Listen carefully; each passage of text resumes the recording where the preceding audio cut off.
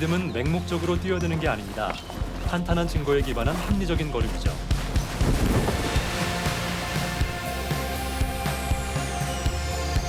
어떤 면에서 믿음은 여정과도 같습니다.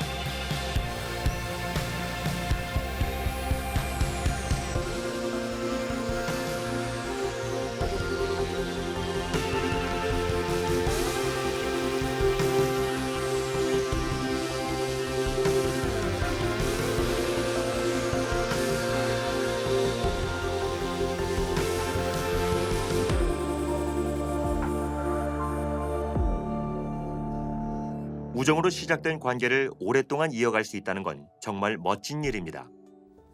처음 니키를 만났을 때 제가 불러냈었어요. 친구랑 같이 있었는데 나이트클럽에 가고 싶어졌죠. 또래들이 저녁이면 모여드는 킹스로드 끝쪽에 있는 프랑스아즈라는 곳이었는데 그 당시엔 정말 멋진 곳이었죠. 하지만 회원만 입장시켜줬어요. 그때 같이 있던 친구가 니키랑 친한 친구였는데 니키한테 전화해서 입장시켜달라고 말해보라는 거예요. 너무 뻔뻔한 게 아닐까 싶으면서도 전화를 걸어서 안녕, 혹시 오늘 밤에 우리 좀 프랑스아주에 들여보내줄 수 있어? 했더니 니키가 알았으니 기다리라는 거예요. 지금 생각해보면 정말 별꼴이었죠. 니키는 1학년 2학기 때 크리스천이 됐어요. 전 그 사실을 전혀 모른 채 파티에서 니키를 다시 만났죠. 전 그때 믿음을 발견한 것에 대해 정말 들떠 있었습니다. 하지만 그걸 사람들에게 이야기하는 방식이 너무 서툴렀었죠. 전 그냥 모두가 알길 바랬어요. 그래서 제일 먼저 춤추는 사람에게 이야기하자고 결심했죠. 의미 없는 인사말로 시간을 낭비하고 싶지 않았거든요. 그래서 피파에게 다가가 바로 말했죠. 제가 끔찍한 상태고 예수님이 정말 필요하다고요. 전 이 사람이 미쳤다 생각했죠. 예상하셨다시피 그 일 이후로 오랫동안 아내가 저를 피해 다녔죠. 아내가 크리스찬이 된 것도 전혀 다른 사람을 통해서였고요. 우리가 이렇게 될 줄은 몰랐어요. 둘 사이에 로맨스란 없었거든요. 전 그저 친구이자 이 사람의 남자친구에 대해 조언해주는 사람이었을 뿐이니까요. 니키는 함께 있으면 안심이 되는 사람, 지혜로운 친구 같은 사람이었어요. 그런 게 참 좋았죠. 그래서 우리가 친하게 지낼 수 있었고요.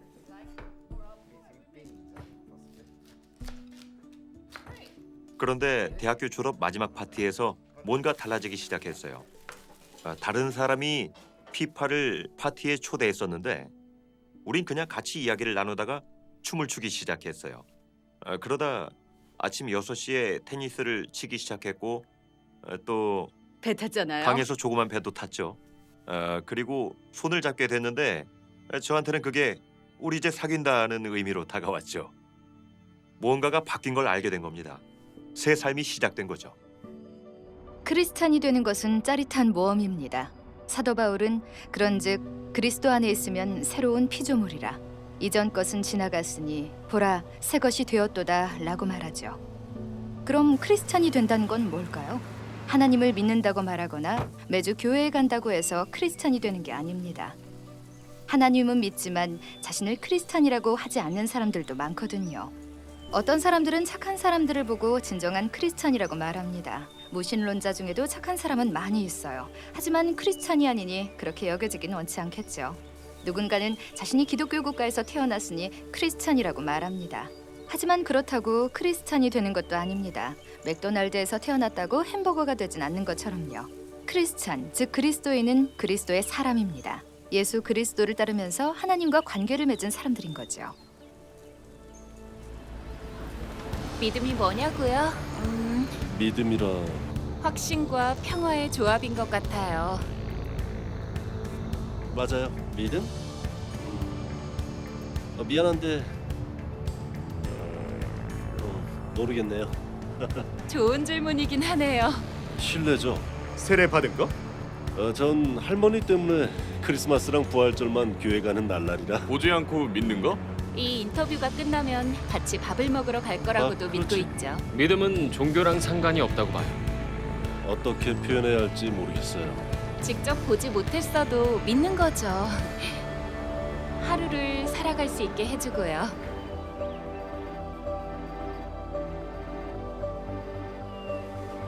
믿음의 여정은 사람마다 다릅니다. 어떤 사람은 크리스찬이 된 시간과 장소를 정확히 기억하기도 하고 자신은 크리스찬이 아니었던 적이 없었다고 말하는 사람도 있습니다. 또 누군가는 크리스찬이 아니었던 적이 있었지만 지금은 크리스찬인데 언제 달라졌는지는 모르겠다고도 하죠. 일종의 과정이었다고요. 중요한 건 여러분이 이미 도착했다는 겁니다. 이제 크리스찬이 되었고 그걸 알고 있는 거죠. 믿음을 갖고 크리스찬이 된다는 건 무슨 의미일까요? 요한복음은 이렇게 표현합니다.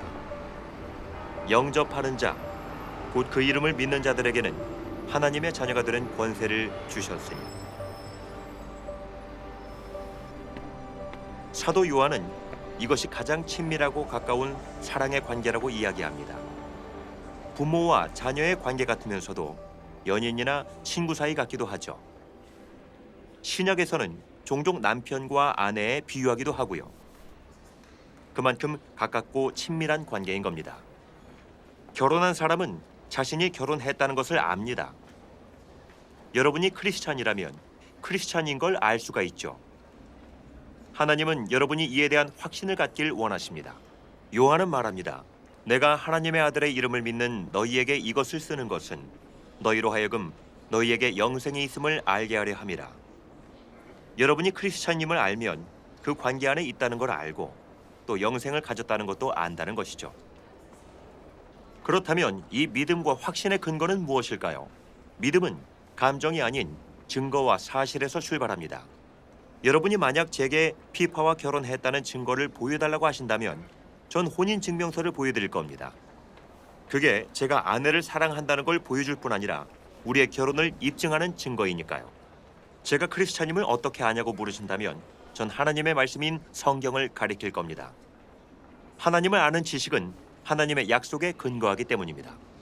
로마서 10장 17절에서 바울은 믿음은 들음에서 나며 들음은 그리스도의 말씀으로 말미암았느니라고 말하죠.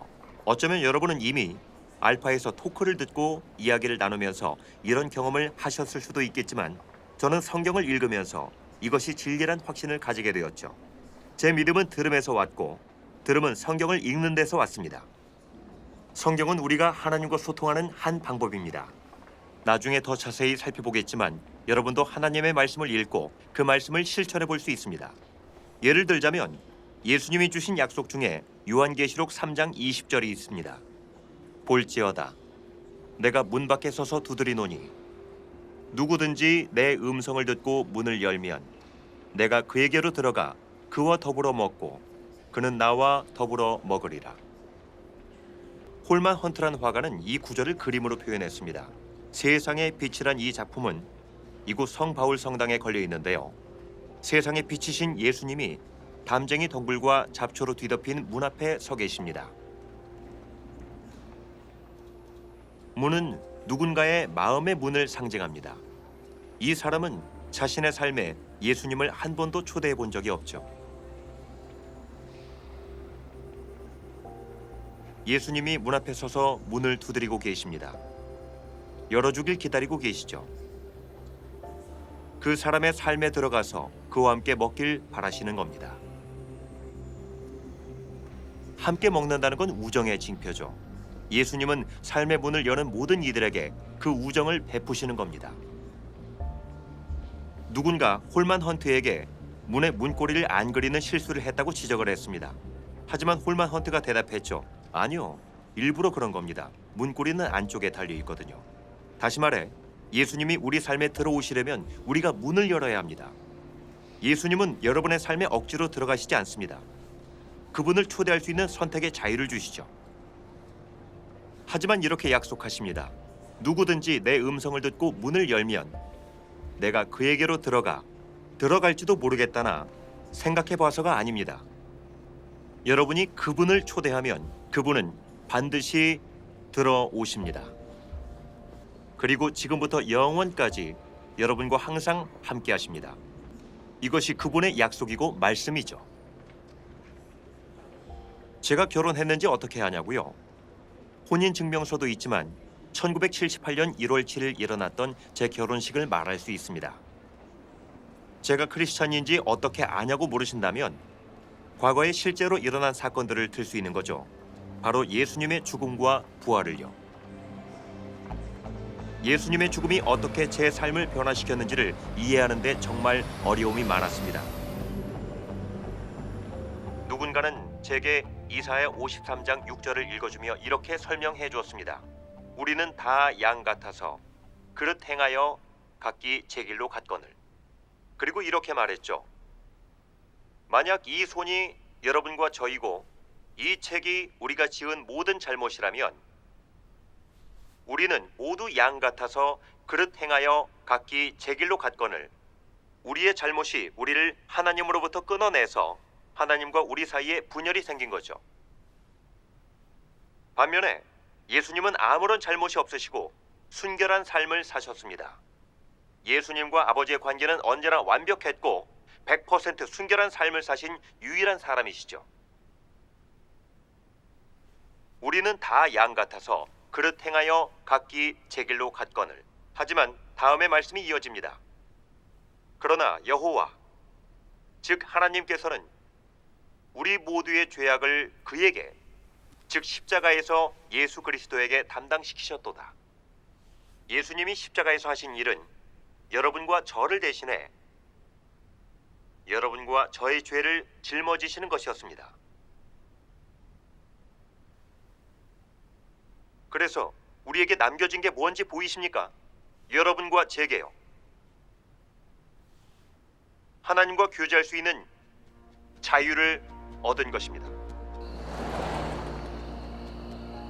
어떤 사람들은 자기가 아직 부족해서 크리스찬이 될 수 없다고 말하죠. 먼저 해결해야 할 게 엄청 많다고요.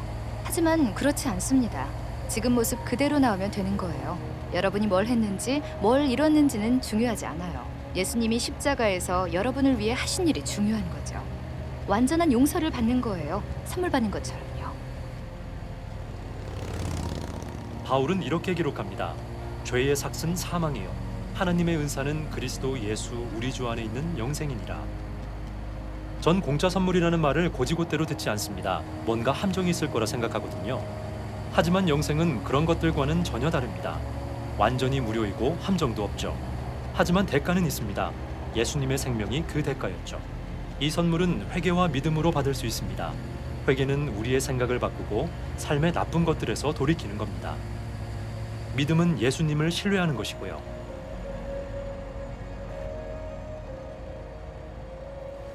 식탁에 올라가면 하얀 가루가 있는 집에서 자랐어요. 그때는 그게 뭔지도 몰랐죠. 총소리를 들었던 기억도 나고 그런 게 일상으로 느껴지는 환경에서 자랐죠. 어릴 적부터 마약 소굴에서 자랐고 가족은 마피아와 연루돼 있었죠. 어디에나 마약이 있었어요. 그러다 약혼녀를 잃고 연방 감옥에 가게 됐죠. 그때가 인생의 바닥이었어요. 길의 끝이었죠. 도망칠 방법도 몰랐고 찾을 곳이 예수님밖에 없었어요. 이런 상황이었지만 하나님이 절 구해주실 수 있다는 걸 알았죠. 그리곤 감옥 안에서 달라지기 시작했는데 예수님을 영접한 순간 제가 다른 사람이 된 게 아니었어요. 제 자신을 받아들이고 하나님이 원하시는 모습으로 변화되기 시작한 거죠. 그리곤 목적과 의미, 희망을 찾게 됐어요. 하나님이 완전히 망가진 저를 아름다운 작품으로 만드신 거죠. 이제 제 삶은 구원받았어요. 구원의 이야기죠. 지금은 아름다운 아내와 아들도 생겼어요. 또 믿음과 소망, 사랑으로 살아가는 공동체의 일부가 됐죠. 어떤 의미에서 우리는 매일 믿음을 실천하고 있어요. 여러분이 만약 지금 의자에 앉아 있다면 믿음을 실천하고 있는 거예요. 누가 어떻게 그 의자를 만들었는지 모르지만 무너지지 않는다고 신뢰하니까 앉아 있는 거죠. 믿음은 신뢰니까요. 여러분은 하나님이 있다 없다를 단정적으로 입증할 수 없습니다. 하나님이 있다고 믿든 믿지 않든 그건 역시 믿음인 거죠. 크리스찬이 된다는 건 예수님을 믿는 것입니다. 한 사람을 신뢰하는 거죠. 제게는 문서인 혼인증명서와 역사적 사건인 결혼식이 있습니다. 하지만 제 결혼의 증거가 하나 더 있습니다. 지난 40년간 아내와 부부로 살아온 경험입니다. 제가 크리스찬인지 어떻게 아느냐고 물으신다면 전 성령님과 함께한 수십 년간의 경험을 이야기할 겁니다. 성령님은 여러분 안에서 살기 위해 오신 예수님의 영입니다. 예수님은 성령님을 바람에 비유하셨습니다. 바람은 눈엔 보이지 않지만 그 영향력과 힘으로 존재한다는 걸 알 수 있죠.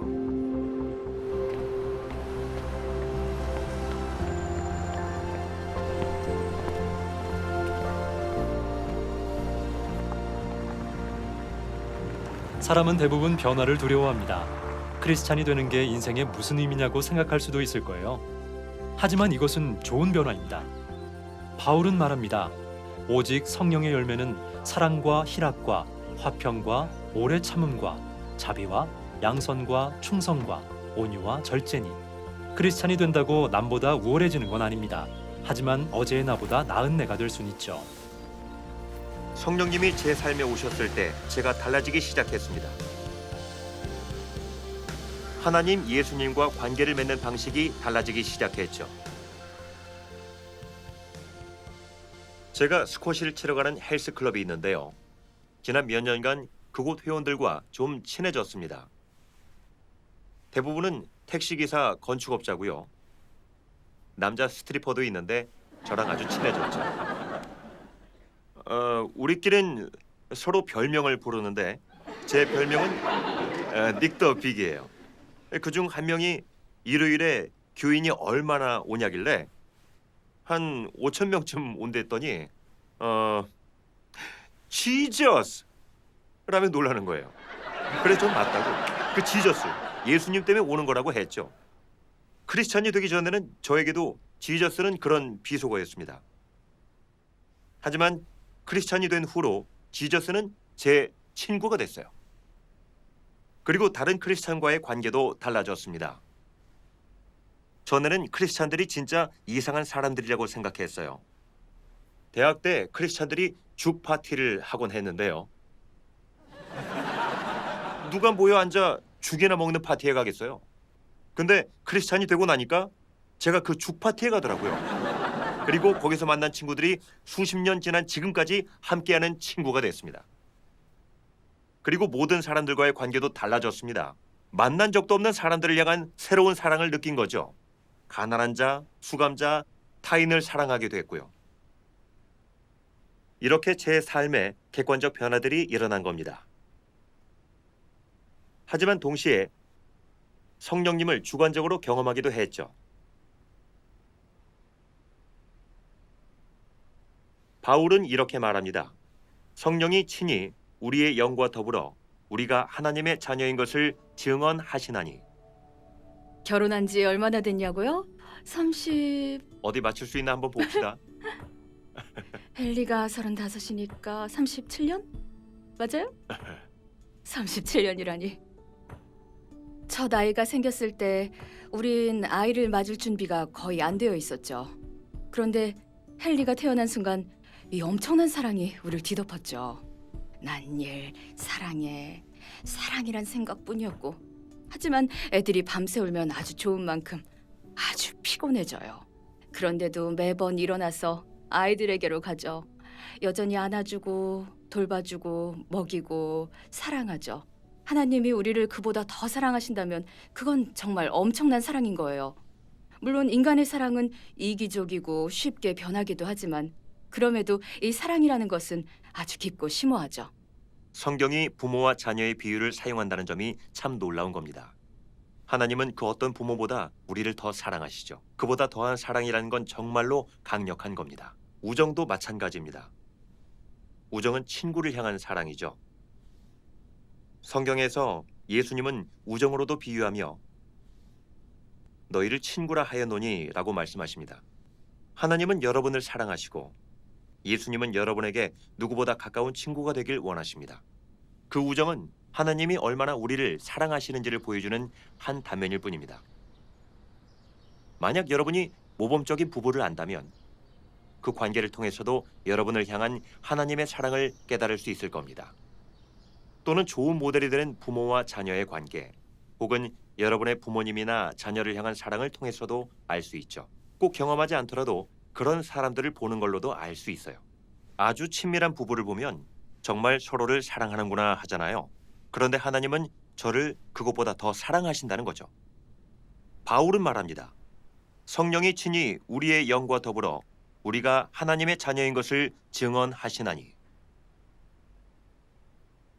여러분은 어떤 부모가 자녀를 사랑하는 것보다 더 하나님께 사랑받고 있습니다. 그만큼 사랑하세요. 그리고 여러분이 그 사실을 마음 깊이 알길 바라십니다. 하나님의 사랑받는 자녀라는 것을 여러분의 영혼에 증명하고 싶으신 거죠. 이건 깊고도 인격적인 성령님의 내적인 확신입니다.